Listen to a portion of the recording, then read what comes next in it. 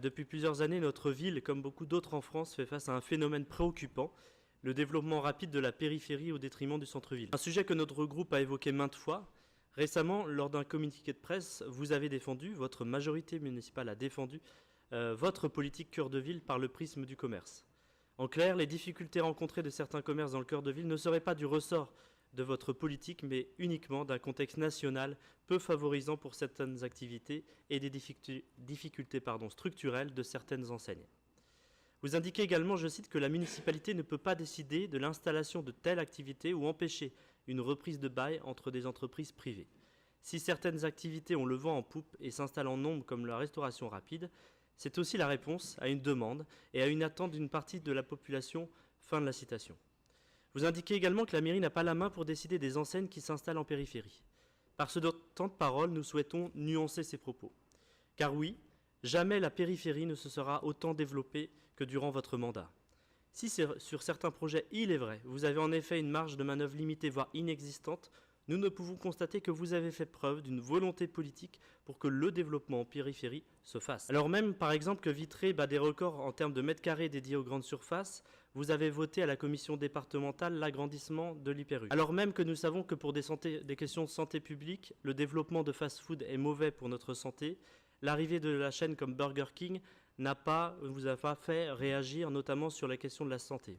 Je prends un exemple, celui de Fougères et du maire de Fougères. Alors ce n'est pas Burger King, c'est l'enseigne Grand Frais qui s'oppose, le maire de Fougères s'oppose à l'installation de Grand Frais dans sa ville au nom d'un développement équilibré avec les commerces de proximité.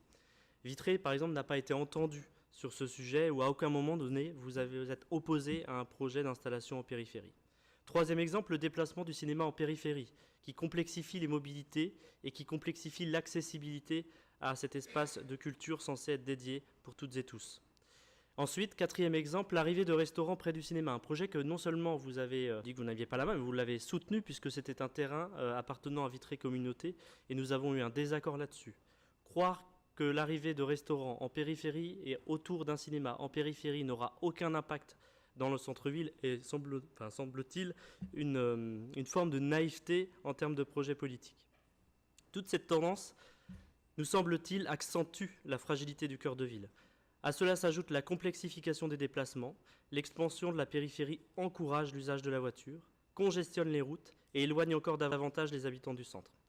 Alors même que des actions, et d'ailleurs vous l'avez cité dans le communiqué, sont entreprises, vous avez raison pour tenter de dynamiser ce dernier, comme l'action Cœur de Ville, le dispositif nurserie commercial.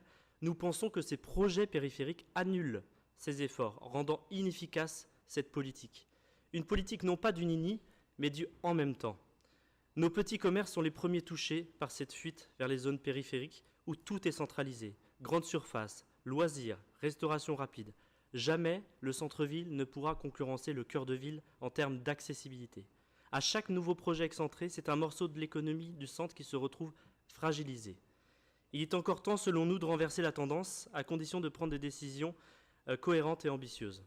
C'est dans le centre-ville que doivent se créer demain des opportunités et que la vie économique, sociale et culturelle doit être réaffirmée. Si nous voulons revitaliser notre centre-ville, il est indispensable de réorienter notre politique d'urbanisme de manière urgente. Cela passe par des choix clairs, déterminés, notamment l'arrêt de toute expansion de surface commerciale dans notre périphérie. Au-delà du prisme commercial, le centre-ville doit également être un lieu où l'on vit, où l'on travaille, où l'on échange et où l'on se divertit.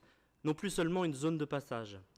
Il nous faut investir davantage dans des services publics de proximité dans le cœur de ville, mais aussi dans l'événementiel pour faire rayonner nos rues médiévales, surtout et notamment pendant la saison hivernale.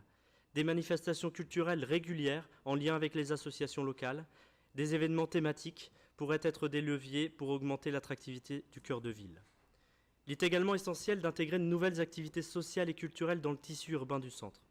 L'installation de lieux d'exposition pour les artistes, la création de nouveaux espaces verts ou encore des lieux supplémentaires dédiés aux associations locales serait, selon nous, une réponse forte aux attentes des habitants et permettrait de redonner vie à nos rues. Il est également nécessaire de mieux intégrer les commerçants de proximité et les habitants dans cette politique cœur de ville, dans des instances dédiées, thématiques, participatives.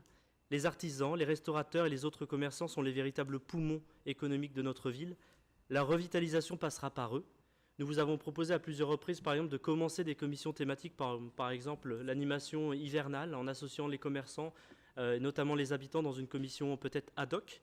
Nous réitérons cette proposition pour l'année prochaine parce que je pense qu'en associant les acteurs avec nous dans des instances dédiées, peut-être que l'on pourra avancer peut-être plus vite et plus efficacement. Voilà pour la prise de parole de notre groupe ce soir. Je vous remercie.